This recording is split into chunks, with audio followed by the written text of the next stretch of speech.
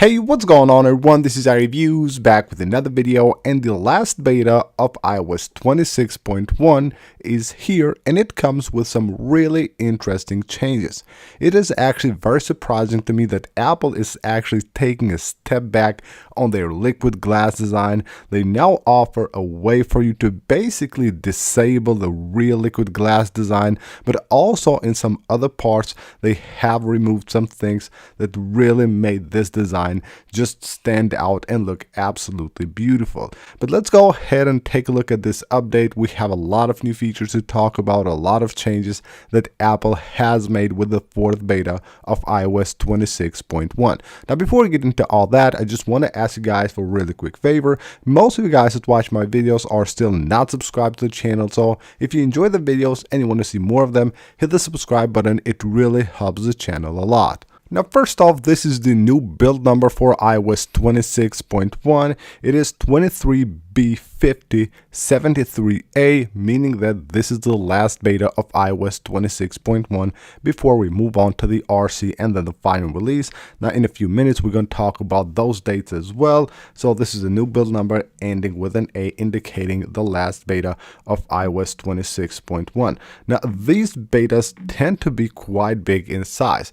I don't know about you guys, but in my device, they all come like really big. As you can see right here, 12.6 gigabytes for a beta 4 on iOS 26.1. That's actually really huge. And now let's get into the new features and changes. And the most important one, the ability to basically turn off a liquid glass on iOS 26.1. So all you have to do is go under display and brightness, and you will find a new section.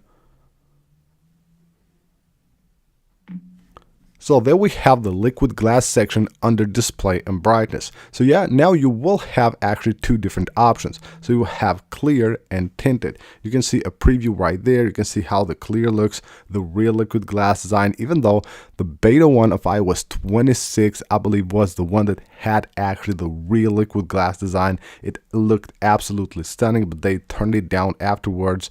So you can see if we move there, we basically get this just like white tint right there. It doesn't look that good, and you can see it also on apps here. So if I go, let's say, to the App Store, just notice the colors right here, like they pop up underneath the section here for searching. So if we go to tinted, now you can see that will actually turn like white, and it doesn't actually, it's not actually that transparent. So that turns down the liquid glass effect a lot. And you will also see in things like your notifications right here, you can see the notifications. They are basically now with this white tint. They look absolutely terrible. I don't really like what Apple has done there at all. So basically removing the liquid glass effect on a lot of parts. And then if you go to other things, like you can see right here on the App Store, let me just show you guys this part right here. So let's just turn on the liquid glass again. So going here and moving between tabs, you can see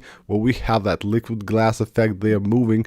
Previously, it used to have like a glow that would show right here on the tab that actually looked really, really cool. But now they have removed it completely with iOS 26.1 beta 4. It doesn't matter where you have the liquid glass enabled or not. With this new switch, it will remove that glow that you would see pretty much anywhere where you can move like a slider here between different tabs. That actually looked really awesome. It had a great effect, but now it has been removed.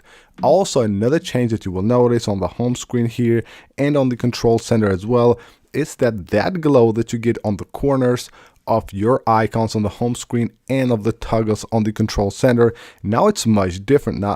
Now we will basically have like a white line here circling the icon. Previously it was just on the corners, and it would move, of course, based on the movement of your device. They do move now, but when it's still, it's basically just like a border, and it doesn't actually give you that great effect that it was previously on iOS 26 up to iOS 26.1 beta 3. And now let's move on and talk about some more new features on iOS 26.1 beta 4. Going into the camera, we have now a button that will basically allow you to disable the camera from the lock screen. So on the lock screen of your device, you know that you can swipe to go to the camera from the right to the left. Now you will be able to actually switch that off completely.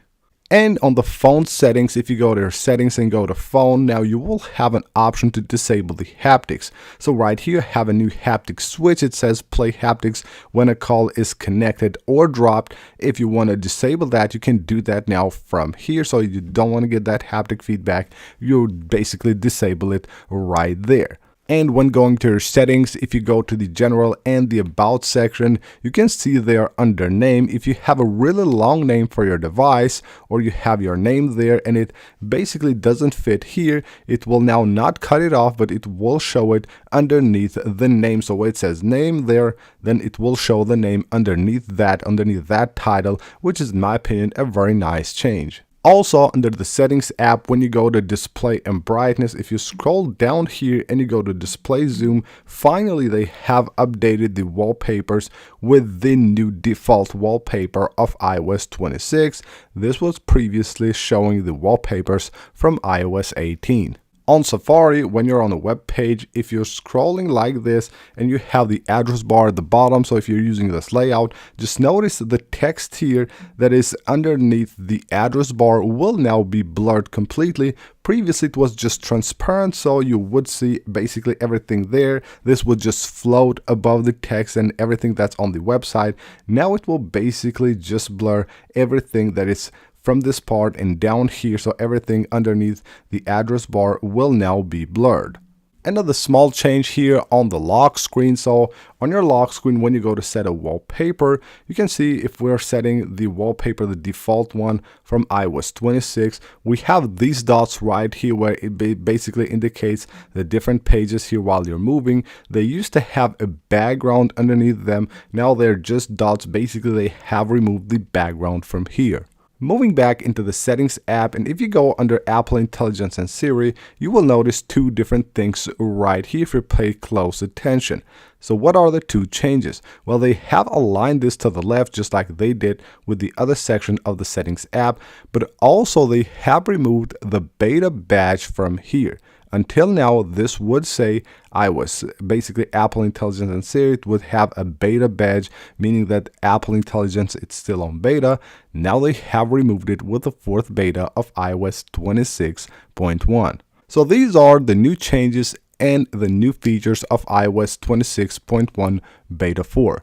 But what's next for iOS 26.1? Well, with the new build number indicating that this is the last beta, we can expect the RC to be released next Monday. So just as expected, 27th of October should be the day that Apple releases the RC version of iOS 26.1. That will actually be the last update to the devs and to the public testers before Apple releases iOS 26.1 to the public. And in my opinion, that will be November the 3rd. That Monday should be the date that iOS 26.1, the first big update to iOS 26, gets released to the public. So that's basically it for this video, guys. Hope you guys enjoyed the video and you found it helpful. If you did, smash that like button and subscribe for more, and I'll see you on the next one.